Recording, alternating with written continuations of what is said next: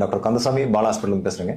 இது வந்து வாழப்பாடியில் கிரீன் ட்ரஸ்ட்ங்கிற இது மூலிமா ஒவ்வொரு வருஷமும் இது மாதிரி ஜனவரி நியூ இயர் அன்னைக்கு ஒரு பிளட் டொனேஷன் கேம்ப் நடத்திட்டு வராங்க. இது ஒரு மகத்தான பணி. இது வந்து எல்லாரும் தனித்தனியாக இண்டிவிஜுவலாக பிளட் கொடுப்பாங்க. ஆனால் எல்லாத்தையும் ஒருங்கிணைச்சு நம்ம பிளட் டொனேஷன் கேம்ப் நடத்துறது ஒரு சாதாரண விஷயம் கிடையாது.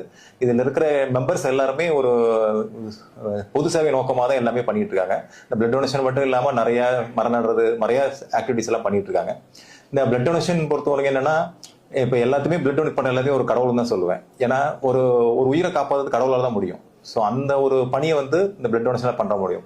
இப்போ ஒவ்வொருத்தருமே அந்த பணியை செம்மையாக செய்கிறாங்க. இப்போ டாக்டருக்கு பேஷண்ட் வராங்கன்னா அவங்கள காப்பாற்றி கொடுக்கும்போது அந்த அவேர்னஸ் தெரியும் எங்களுக்கு. அந்த ஒரு ஹாப்பினஸ் எப்படி இருக்கும் அப்படிங்கிறது எங்களுக்கு தெரியும். அந்த ஹாப்பினஸை ஒவ்வொருத்தரும் அவங்க இண்டிவிஜுவலாக பண்ண முடியும். இந்த பிளட் டொனேஷன் பிளட் டொனேட் பண்ணுறதுனால ஒவ்வொருத்தருக்குமே கரெக்டாக இண்டிவிஜுவலாக அவங்களுக்கு ஒரு செல்ஃப் சாட்டிஸ்ஃபேக்ஷன் கிடைக்கும், ஒரு மன திருப்தி கிடைக்கும்.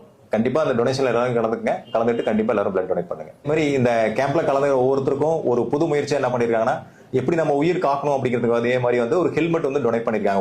ஒவ்வொருத்தருக்கும் கொடுக்குற எல்லாத்துக்குமே ஹெல்மெட் கொடுக்குறாங்க. அது இல்லாம வந்து ஒரு கொடை பிளஸ் அது இல்லாம ஒவ்வொருத்தருக்கும் அந்த பிளட் ஊறதுக்கு தேவையான அயன் எல்லாத்துக்கும் தேவையான பேரிச்சம்பழம் மற்ற ஃப்ரூட்ஸ் எல்லாமே கொடுத்து டொனேட் பண்ணி இந்த கேம்பை சிறப்பாக பண்றதுக்கு ஏற்பாடு பண்ணியிருக்காங்க.